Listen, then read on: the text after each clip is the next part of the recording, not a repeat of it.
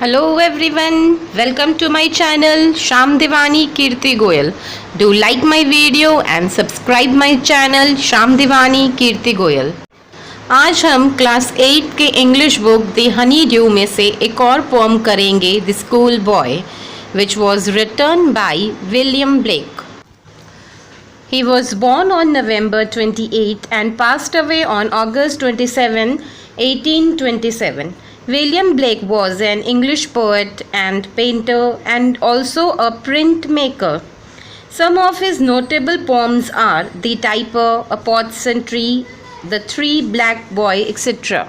The Schoolboy is the poem written in the year 1789 by William Blake and published as a part of his poetry collection entitled Songs of Experience.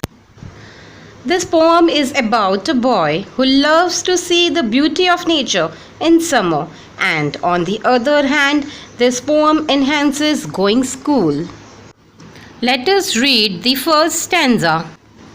I love to rise in a summer morn, when the birds sing on every tree. The distant huntsman winds his horn, and the skylark sings with me. Oh, what a sweet company!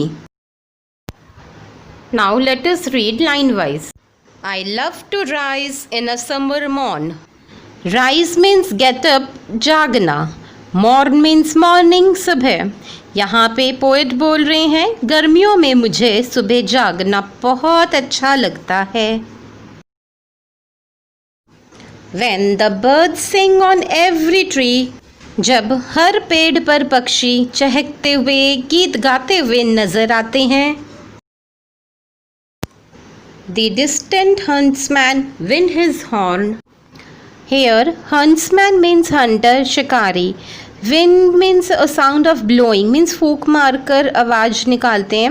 Horn is an instrument, भोपू. दूर से horn बजाने की आवाज सुनाई देती है. शिकारी horn क्यों बजाते हैं? ताकि सारे पक्षी उड़ जाएं और उनकी जाल में फंस जाएं. And the skylark sings with me. बच्चों, स्काईलार्क एक ऐसा पक्षी है जो समुद्र के किनारे पाया जाता है और वो बोल रहा है स्काईलार्क मेरे साथ गाना गाता है. Oh what a sweet company.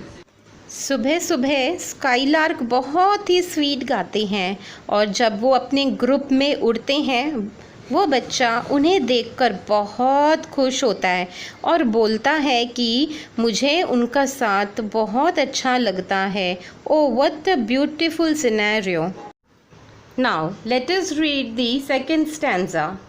But to go to school in a summer morn, oh it drives all the joy away. Under a cruel eye outworn, the little one spend the day in sighing and dismay. But to go to school in summer morn, लेकिन गर्मी की सुबह school जाना. Oh it drives all the joy away. Drives all the joy away का मतलब होता है destroy all happiness, सारा आनंद नष्ट कर देना. लेकिन गर्मी की सुबह स्कूल जाने से सारा आनंद नष्ट हो जाता है. यहाँ पर स्कूल बॉय बोल रहा है कि इतनी सुंदर सुबह में स्कूल जाना कितना डिप्रेसिंग है. Under a cruel eye आउटवर्न.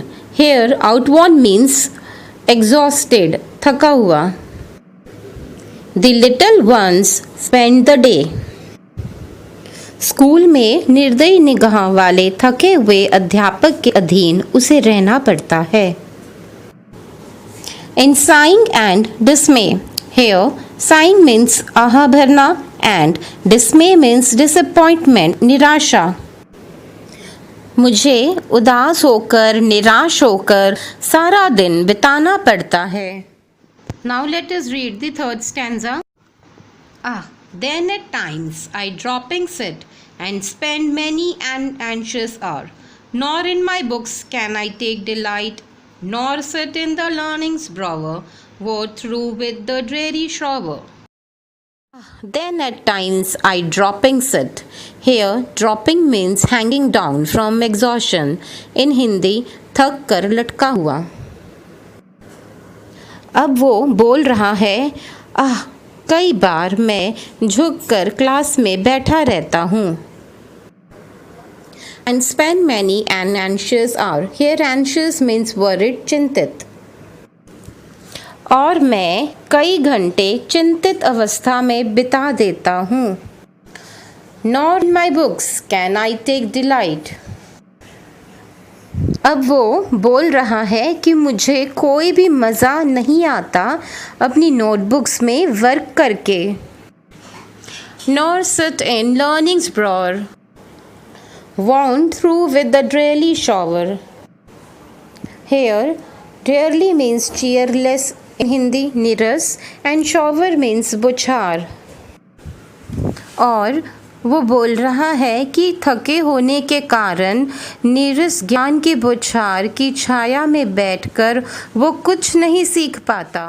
Now let us read the fourth stanza. How can the bird that is born for joy sit in a cage and sing? How can a child when fears annoy but drop his tender wing and forget his youthful spring? How can the bird that is born for joy?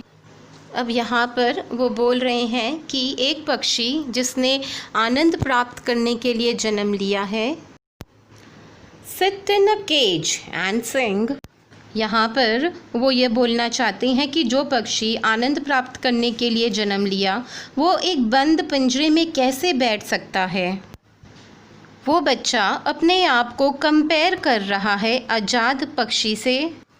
वो ये बोलना चाहता है कि birds fly करने के लिए बने हैं, ना कि पिंजरे में कैद होने के लिए, और बच्चे एंजॉय करने के लिए हैं। How can a child when fears annoy? Here annoy means bother and in Hindi it means तंग करना। उसी प्रकार एक सहमा हुआ बच्चा कैसे खुश रह सकता है। But drop his tender wing. Here tender means soft, कोमल। जैसे पिंजरे में कैद पक्षी अपने नाजुक पंख गिरा देता है, उसी प्रकार स्कूल जाने वाला बच्चा खुश रहना भूल जाता है। And forgets his youthful spring. Here youthful means youth, ताजगी से भरा। खुशी का ताज़ा झरना उसके अंदर ही सूख जाता है। Now let us read the last stanza.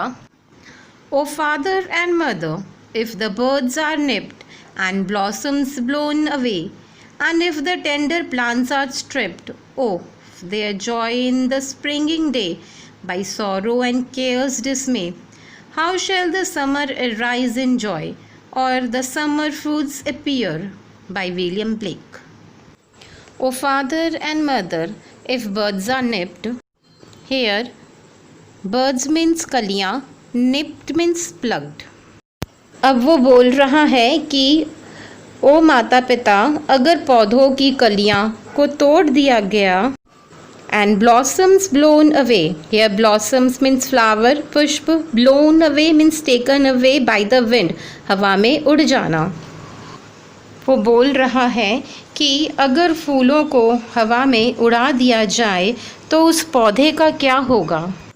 And if the tender plants are stripped of their joy in the springing day by the sorrow and care's dismay, how shall the summer arise in joy, or the summer fruit appear? Here tender means delicate, Komal, despair means disheartened, निराश करना। यहाँ पर वो बोल रहा है यदि नाजुक व कोमल पौधों को दुख व निराश में बसंत का आनंद लेने से वंचित कर दिया जाए तो उस स्थिति में हम गर्मी का आनंद कैसे ले पाएंगे तथा हम गर्मी का फल कैसे मिलेगा। That's all for the day. I hope every idea, every concept of the poem is clear to you. Thank you and have a nice time.